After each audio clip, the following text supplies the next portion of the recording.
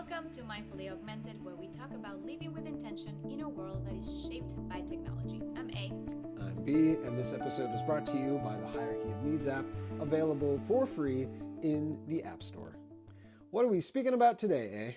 We're talking about future visions, about more specifically how wellness will meet AI, or is meeting AI. Okay. And kind of giving a shape of where things are at now, how do you see wellness is meeting AI? We've been talking about this concept a lot, about how many wellness apps are fragmented. Mm-hmm. They're using artificial intelligence to enhance their platform and their services. But again, I think wellness has to be, and if you are a health coach, you about to use a buzzword? In the health coach world, which is holistic. But that's the reality. We need to encompass a much more broader approach to living an intentional, healthy, happy, fulfilled life. And maybe we should speak to why that term holistic has become so buzzy and actually so removed from the element it's supposed to be communicating, the intention of utilizing that word. So when we say holistic, what are we actually speaking to? We're speaking to a more rounder, more, here comes another buzzword, inclusive.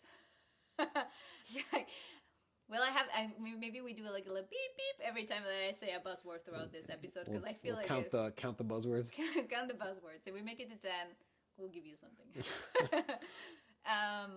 I think a holistic, and I'm gonna put an example real quick, is when we understand that our kids are sick, we just not address the symptom alone. We try to understand the whole, the root cause. And the holistic approach is trying to understand what is the root cause that it's causing all this bunch of symptoms, versus just counting your steps or just tracking your macros in terms of nutrition or your food or your calories. Just addressing the core. The core problem. Yes.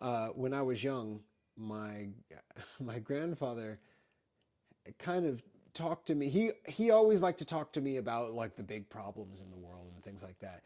And something that had always stood out to me was this one conversation I had with him where he was focusing in on, when you see a problem, there's often many things hiding underneath it that are actually the cause of that thing. And if you take the time to address all these hidden elements, you'll ultimately get to a solution that's probably different than what you thought if you just tried to attack the problem head on. And so I realized over time that became my understanding, like that became what I learned holistic is that you're not just looking at the surface, you're not just looking at the symptoms, you're actually looking at the system that results in the problem, the output that is the problem. And when we're thinking through holistic, when we're thinking of the word holistic, and when we're trying to use that, what we're actually trying to communicate is the larger elements, all like the entire system. How do we actually address an entire system that leads to the result that we're looking for? And we know, having dealt with the medical industry in the US, they really focus in on very specific issues, because that's what our whole industry was built up to do. Keeping people alive was a very hard problem, and they attacked and succeeded in attacking in many ways, addressing really hard problems. But what that led to is very it's kind of like Swiss cheese knowledge of medicine and health, or a Swiss cheese perspective on health. It's not full. It's not a full spectrum. And that's our holistic. And that's where holistic comes in. Yeah, and I think just to give a little bit more background story, why the holistic word is such an, even though as a buzzword, is an important one for me, because prior to being married to you and entering our relationship, my experience of what a human being and gets to experience on this earth was very narrow. Mm. And assuming that everybody was coming from where I was coming, led me to very quickly understand that there are different causes, different environments, different situations that lead to different problems, different understandings. So making space to, in order to find a solution, I need to bring in your perspective, your lived experience, and mine, and theirs, and hers, and his, in order to actually find a solution for the problem. That's why encompassing a bigger vision where everybody is taken into consideration. Yeah. And even more nefarious is that there's different problems that there are different symptoms or different paths for different people that lead to the same problem. So then when we think we're addressing a singular problem, we're actually addressing so many more underlying problems. Yes. So that, I think that brings us back to what are we feeling is the state of wellness in this world of AI? How do we feel that people are leveraging this new technology through the lens of wellness? That's actually a really good question, because I see the good that it's doing from Attempting, at least. but and also not necessarily actually doing. Speaking with people who are using AI to process their emotions, to process their problems, to process where they are still seeing medical experts. They've identified that spending time with artificial intelligence has made their progress a much more efficient one. We're seeing results faster. So the use of AI in that area, I think it's just brilliant, because obviously your therapist cannot be there for you 24/7. Not true, because otherwise it would be insane codependence. But seeing that there is that potential for creating a healthy relationship, or a considered relationship, is very important. Then the other area where I see some wellness apps that just slap AI for the sake of saying that now we have AI, and then not necessarily being able to translate that into, I wouldn't say favorable outcomes, but outcomes that are like really promote some change. Just having it there to stay up to date. And then another thing that I see, so those three things, and then the third one is like the overload. There's so many apps out there. There's so much information that it becomes sensory overload to which one to actually use, which one is the one that, and very little research of the ones that are actually beneficial for us. Yeah, it's becoming noisy. There's too many solutions. Choice Choice paralysis. paralysis. There's so many issues with the fact that AI is being slapped on wellness everything as well. Yes. And I would also say that an issue with the AI as therapy is that since I'm also hearing stories where these connections to AI without the AI being really aligned with the healthiest outcome for a human, that since AI still hallucinates and there are some motivations behind what AI comes up with, that if things aren't aligned appropriately, you get a lot of bad information or inappropriate information at potentially sensitive times for the person who's growing. Also, the other issue, growing a dependency on that AI relationship. And then sometimes, unfortunately, some really negative outcomes. Yes. Not necessarily on the wellness apps itself, but just using AI to guide you and nurture you and help you live a healthier life. So with that all in mind, how do we feel shaping AI or a product around AI or our systems around AI, how do we feel that we could actually lead to more favorable outcomes given what we're recognizing isn't necessarily working right now? We see that there's a fractured environment. We see that people are going to form relationships with AI anyway. Yes, there's not escaping that. So what are some ways that we could actually kind of shift this to work in our favor?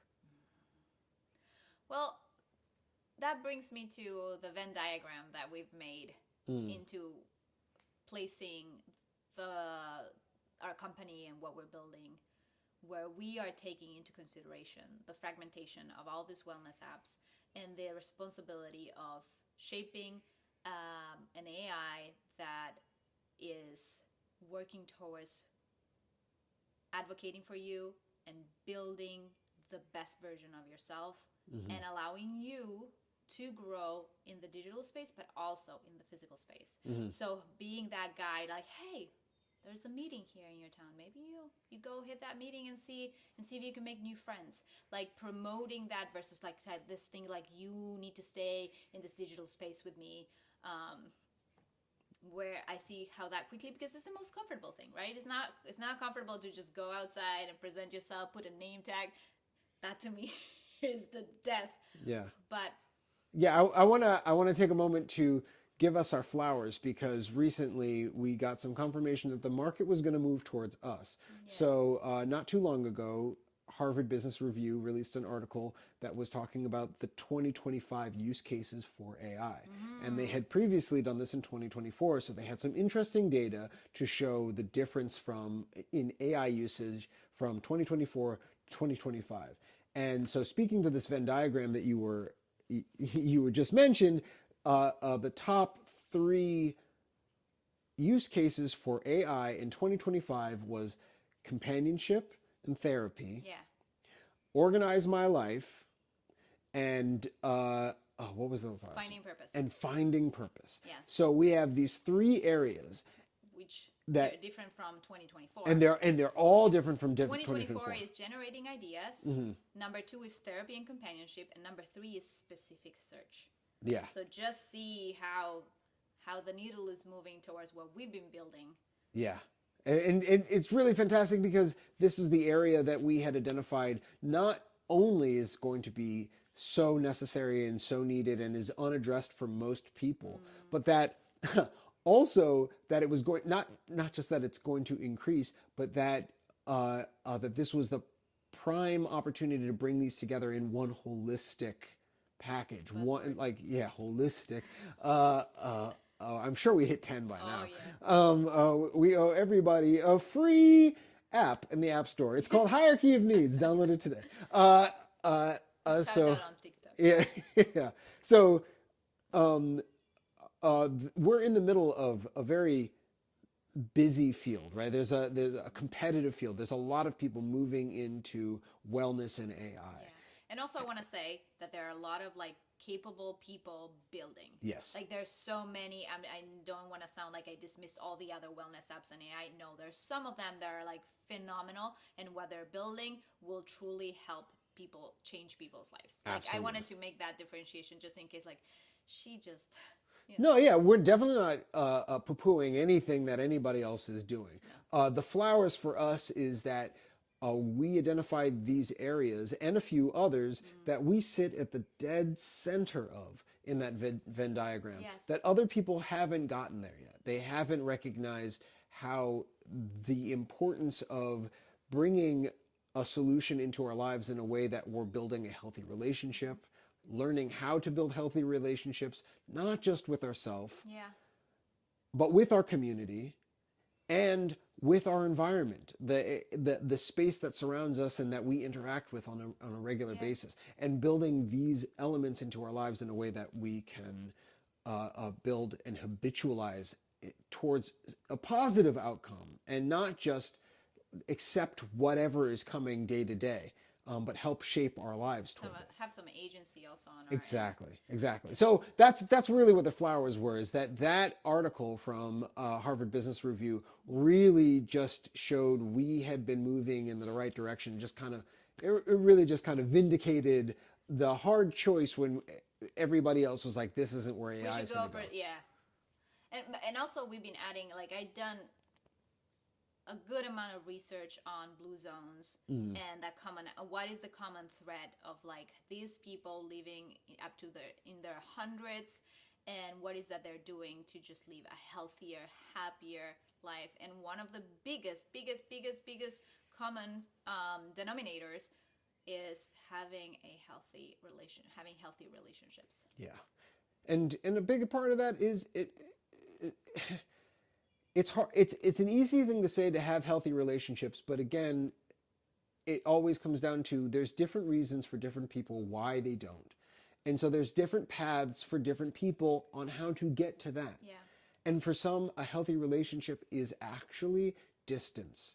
It is 100%. actually more space. And being able to recognize that that's what you need, it's not necessarily everyone has a tool that everyone has access to. And so that's why it's really important to, I believe it's really important to working towards a tool that people can get better at assessing what they need in their perspective, from their position in life, from their moment in time. I think you actually nailed it, this whole thing of the podcast, this podcast episode, because most of the wellness apps are telling you what you need. Versus what we are building is we're letting you identify what you need, and once you identify what you need, then you can take action, then you can get the resources, then you can start building, versus starting like, hey, this is what you're doing, we give you 3 options, pick one, and then we continue from there, versus exploring. And sometimes you need the space and time to identify what is that you need. Yeah. When you're talking about the distance of the relationship, it's also distance from the situation, the problem, so you can assess, oh, I need to work on this, or oh, I didn't realize that this was making me feel or take action in this way. Yeah. And for many, that takes a relationship that they feel safe enough to be vulnerable. Yes. And open up in a way that they won't suffer negative consequences for being vulnerable, which is a hard balance to strike, because not everybody is in a safe environment where they can open up like that. And so that's, it's a very complicated issue. It's a very complicated, talking about wellness, especially with the negative effects that AI has to our social structures and our infrastructure, that if we don't get this right, it'll have some significant consequences. Yeah, sorry. Siri started picking up on everything you were saying, and it was getting ready to give a response. Oh, yeah? So I had to close the computer. No worries. Well, it was so profound what you were saying, and I just lost track because I saw Siri like. It's no more profound than anything else we talk about. So I think that brings us to the end of the episode. Thank you for listening. This episode was brought to you by Hierarchy of Needs app, available in the App Store for free. And do you have any final thoughts? Oh, I have a bunch, but I'm gonna stay with one, which is I am looking forward to see how AI continues to shape our wellness, our lifestyle, in the most positive outcome. If we are healthier, happier, more fulfilled, more round humans, we are going to be we will be more available for others, and we can actually we stand a chance to building a better generation, for a better space for our future generations. Amen to that. Until next time. Until next time.